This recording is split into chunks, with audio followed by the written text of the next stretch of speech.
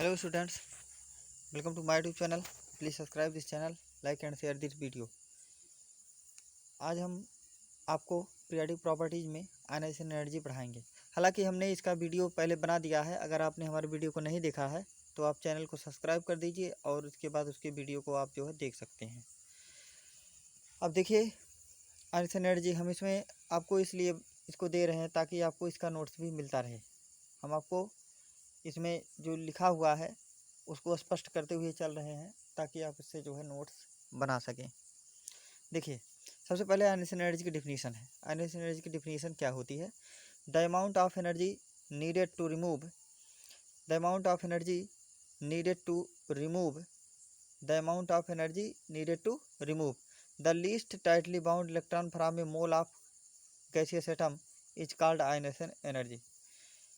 यानी कि किसी एक मोल गैसियस एटम्स में एक इलेक्ट्रॉन जो कि मोस्ट टाइटली बाउंड है उसको निकालने के लिए जितनी एनर्जी की आवश्यकता पड़ती है उसे हम क्या कहते हैं?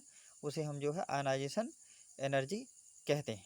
कोई एटम है, उसके आउटर सेल में मोस्ट टाइटली बाउंड है इलेक्ट्रॉन, उसको खींच कर निकालने के लिए, उसको रिमूव करने के लिए जितनी एनर्जी की आवश्यकता हमको पड़ती है उसे हम क्या कहते हैं?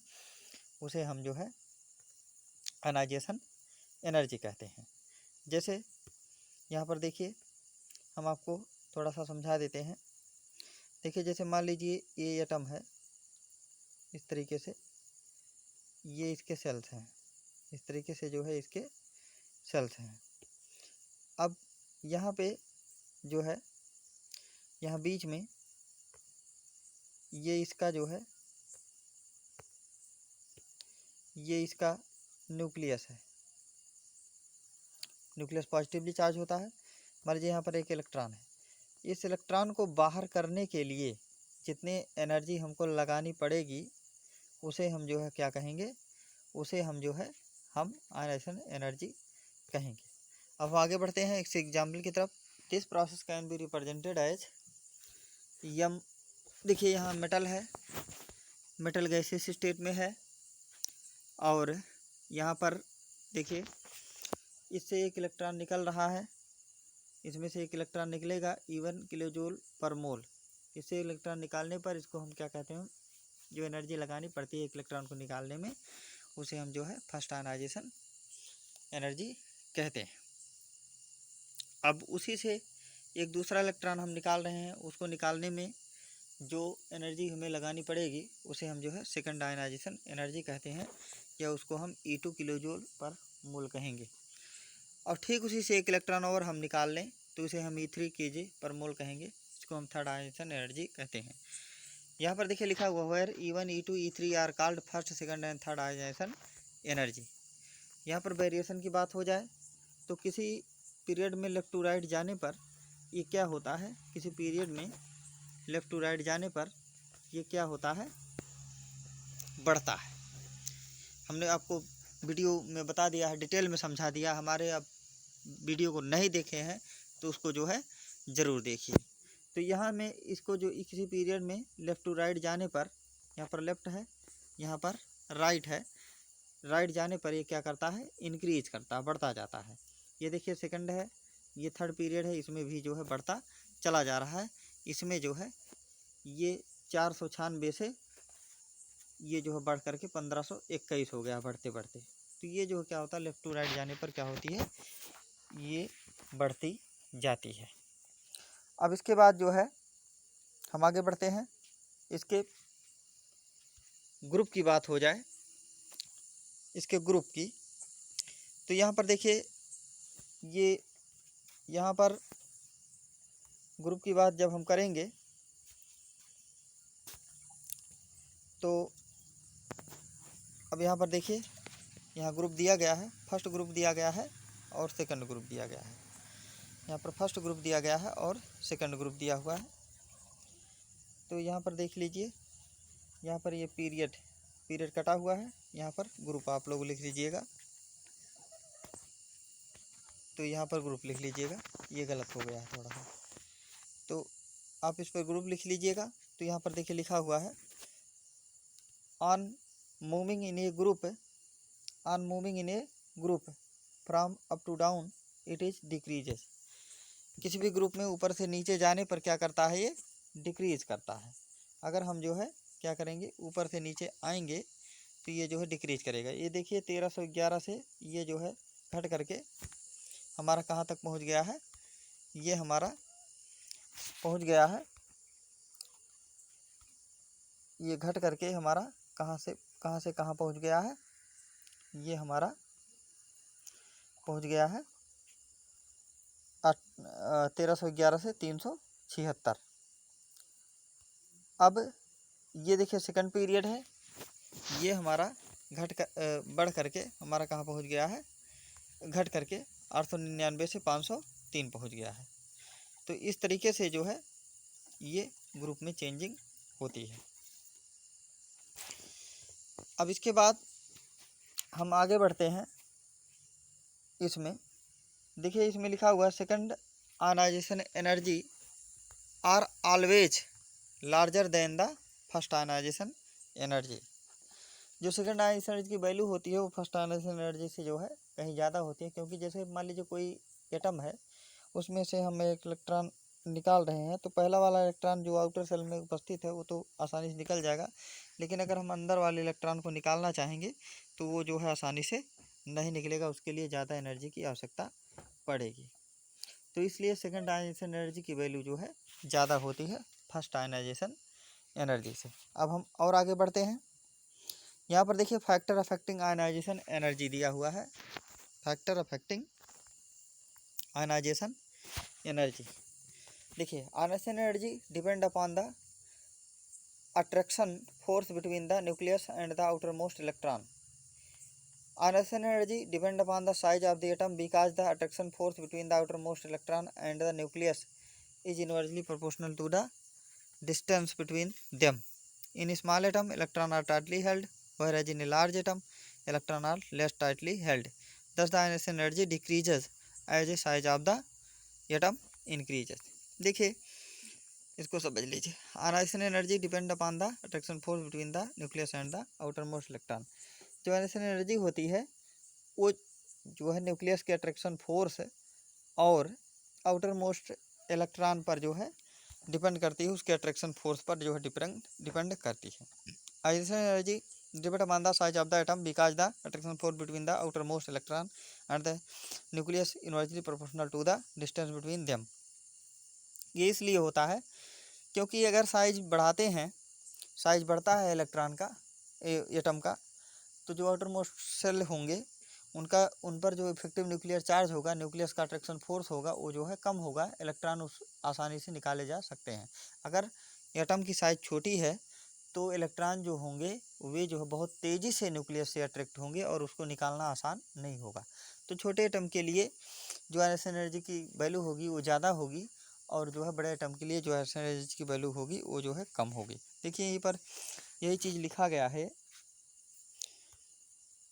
यही चीज़ यहाँ पे लिखा गया है कि जो छोटा एटम होता है उसके लिए वैल्यू क्या होती है, उसके लिए ज़्यादा होती है, और जो बड़ा एटम होता है उसके लिए क्या होती है वैल्यू, ये जो है ज़्यादा होती है। In small atom electron are tightly held whereas a large atom electron are less tightly held. Thus the ionization energy decreases as the size of atom increases. अब इसके बाद हम आगे बढ़ते हैं सेकंड फैक्टर पर, charge on the nucleus, nuclear charge. देखिए when the nuclear charge increases, जब न्यूक्लियर चार्ज बढ़ता है, the attraction force between the nucleus and outer most electron increase, तो क्या होता है कि आउटर मोस्ट इलेक्ट्रॉन और न्यूक्लियस के बीच में जो अट्रैक्शन होता है वो जो है वो भी बढ़ जाता है। देयरफॉर इस प्रकार more energy required to remove the outer most electron, इसलिए जो है आउटर मोस्ट इलेक्ट्रॉन को निकालने के लिए ज़्यादा एनर्जी की आवश्यकता पड़ती है। As a result ionization energy increases with the increase of nuclear charge, जिसके परिणाम स्वरूप क्या होता है, न्यूक्लियर चार्ज बढ़ने पर आयनाइजेशन एनर्जी की वैल्यू क्या करती है, इंक्रीज करती है। अब हम आगे बढ़ते हैं स्क्रीनिंग इफेक्ट की ओर। देखिए यहाँ पर स्क्रीनिंग इफेक्ट दिया हुआ है। स्क्रीनिंग इफेक्ट क्या होता है इसको आप समझ लीजिए। देखिए हम इसको पहले भी समझाए हुए हैं और यहाँ भी जो है हम इसको समझा दें। देखिए जैसे मान लीजिए ये एटम, ये न्यूक्लियस है एटम का, ये सेल्स हैं एटम के, ये जो है सभी सेल्स हैं। अब ये जो है आप जानते हैं कि न्यूक्लियस क्या होता है, पॉजिटिवली चार्ज होता है। यहाँ पर देखिए तमाम प्रकार के सेल्स हैं जैसा कि आप देख रहे हैं इस तरीके से। तो यहाँ ये बीच वाले जो इलेक्ट्रॉन हैं, ये जो बीच वाले इलेक्ट्रॉन हैं, ये इस तरीके से समझिए, हमने इसको वीडियो में अच्छे तरीके ब्लैक बोर्ड पर पढ़ा दिया है। तो यहाँ जो ये बीच में जो सेल में उपस्थित इलेक्ट्रॉन होंगे, इसको हम इसे डार्क कर रहे हैं यहाँ पर। तो ये जो बीच में उपस्थित इलेक्ट्रॉन होंगे, ये जो है आउटर मोस्ट इलेक्ट्रॉन, ये जो आउटर मोस्ट इलेक्ट्रॉन है, इस न्यूक्लियर चार्ज को यहाँ से न्यूक्लियस यहाँ तक पहुँचने में रोकेंगे। तो यही जो है क्या होता है, यही स्क्रीनिंग इफेक्ट होता है। तो कहने का मतलब हम इस प्रकार से हम कह सकते हैं कि किसी एटम में 3 टाइप के इलेक्ट्रॉन होते हैं। एक क्या होता है, एक इनर सेल जो कि ये है, एक मिडल होता है जिसको इंटरबेनिंग इलेक्ट्रॉन जो कि ये है, और ये जो है क्या है, आउटर सेल, बाहरी वाले इलेक्ट्रॉन। तो जो मिडिल वाले इलेक्ट्रॉन होते हैं, ये न्यूक्लियर चार्ज को यहाँ से जो है यहाँ तक पहुँचने में रोकते हैं, ये बाधा उत्पन्न करते हैं। इसलिए इसको जो है हम क्या कहते हैं, स्क्रीनिंग इफेक्ट कहते हैं। तो कहने का मतलब वही हुआ कि जितने नंबर ऑफ इलेक्ट्रॉन बीच में होंगे, मिडल में होंगे, इंटरबेनिंग इलेक्ट्रॉन होंगे, उतने ये क्या करेंगे कि ये जो है न्यूक्लियर चार्ज को आउटर में जाने से रोकेंगे। और जब आउटर में जाने से रोकेंगे तो क्या होगा, क्या इस एनर्जी की वैल्यू जो है कम होगी। अब देखिए यही चीज़ जो है लिखा गया है। अब इसको आप जो है नोट बना लीजिएगा।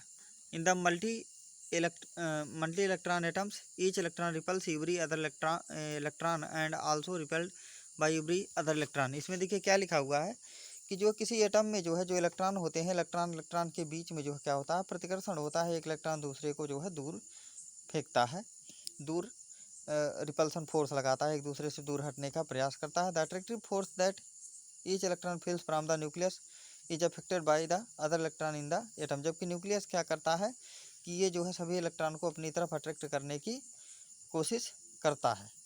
मतलब जो है न्यूक्लियस के कारण से ही जो है सभी इलेक्ट्रॉन जो है बंधे होते हैं किसी एटम में। Addition the inner electron screen are shield outer electron from the positive charge of the nucleus. In this case the charge actually felt by the outer electron is less than the actual nuclear charge. Thus increase in the number of electron will decrease the ionization energy। अब देखिए इसमें यही समझाया गया है कि जो nucleus charge होता है, जो पॉजिटिव चार्ज होता है, वो जो है आउटर इलेक्ट्रॉन तक जाने से जो है जो बीच वाले इलेक्ट्रॉन होते हैं रोक देते हैं, कि स्क्रीन बनाते हैं। इसे ही हम क्या कहते हैं, इसको ही हम जो है स्क्रीनिंग इफेक्ट कहते हैं। अब देखिए क्या होता है, increase the number of electron will decrease the ionization energy. जैसे जैसे जो है नंबर ऑफ इलेक्ट्रॉन जो है बढ़ेंगे, इंटरबेंडिंग इलेक्ट्रॉन बढ़ेंगे, और न्यूक्लियर चार्ज जो है बाहर जाने से रुकेगा, उसके लिए रुकावट होगा। तो क्या होगा कि नंबर ऑफ इलेक्ट्रॉन के बढ़ने से, इलेक्ट्रॉनों की संख्या बढ़ने से किसी एटम में ionization एनर्जी की वैल्यू क्या करेगी, डिक्रीज करेगी। अब नेक्स्ट इफेक्ट है पेंट्रेशन इफेक्ट। पेंट्रेशन इफेक्ट का मतलब यही हुआ है, in case of multi electron system the electron in the s orbital electron experience more attractive force of the nucleus than the p electron of the same shell. The sequence of penetration of the different type electron are given below. जैसे मान लीजिए, देखिए sequence दिया गया है electron orbital का। जैसे मान लीजिए सेम टाइप के एटम हैं, उसमें जो है एक के बाहर में s है, दूसरे के बाहर में p है, तीसरे के बाहर में आउटर में जो है d ऑर्बिटल पड़ रहा है, चौथे के आउटर में f ऑर्बिटल पड़ रहा है। तो क्या होगा कि s के लिए इसका साइज छोटा होने के कारण से ये जो है न्यूक्लियस से ज़्यादा अट्रैक्ट होगा, और इसके लिए जो है क्या होगा कि ionization एनर्जी की वैल्यू ज़्यादा होगी। क्योंकि जैसे मान लीजिए कोई एटम है इस तरीके से कि उसमें जो है बाहरी s ऑर्बिटल है, उसमें इलेक्ट्रॉन है, तो उसको खींचने के लिए हमें ज़्यादा एनर्जी लगानी पड़ेगी p की अपेक्षा। और जो है d में जो है सबसे कम एनर्जी लगानी पड़ेगी, f में सबसे कम एनर्जी लगा के हम इलेक्ट्रॉन को निकाल सकते हैं। तो कहने का मतलब ये है कि s ऑर्बिटल साइज में छोटा है, तो इसमें से इलेक्ट्रॉन निकालने के लिए जो है कम एनर्जी की आवश्यकता पड़ेगी, ज़्यादा एनर्जी की आवश्यकता पड़ेगी, क्योंकि इसको जो है तेज़ी से न्यूक्लियस बांधे हुए है। और इसकी अपेक्षा पी जो है न्यूक्लियस उतनी तेज़ी से नहीं अट्रैक्ट करेगा इसके इलेक्ट्रॉन को, पी वाले को, जितना कि एस का अट्रैक्ट किया हुआ है। तो इस तरीके से सीक्वेंस तैयार होगा, S is greater than P is greater than D is greater than F. यही जो है पेंट्रेशन इफेक्ट है। Thank you for watching.